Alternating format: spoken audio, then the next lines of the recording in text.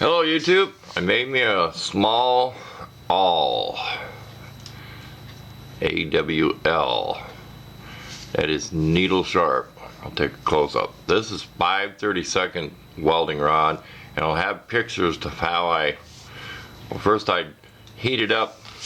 It's one of these O-ring picks, the Pittsburgh brand Harbor Freight stuff, and I heated it up, the shank, pulled it out. I took a 5/32 drill, which is this size, drilled it down about 1 inch, and then I'll have pictures where I flattened the piece, used a propane torch to heat it, flatten on the anvil of the vise, and then sharpen it so it would poke in here and not turn. So if you get this in something, it's not going to stick, it'll still turn. So you'll see how that was. And I heated up and shoved it in there, had this in the vise, shoved this on there.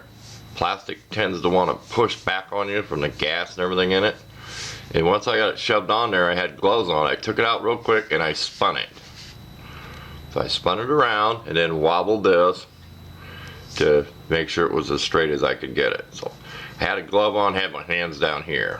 It still was warm with leather gloves, but it was tolerable. I wasn't burning myself. But that's how I got this straight, because you're never going to drill the hole straight. You're never going to get it shoved in there straight. So there you go.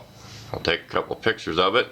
I do have some screwdrivers. I made a video where I took those cheap screwdrivers, chopped them off, and shoved them in these handles. These are cheap. I got them free. There was a coupon or something, or a few dollars. I got them free. I have 2 sets of them. But this is the only one I use.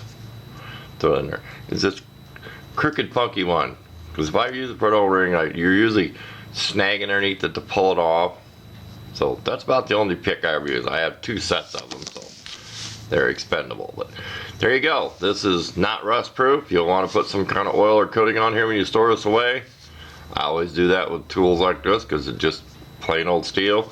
I did harden this for what it was worth. Got it hot, red hot, orange, and put it in water and quenched it.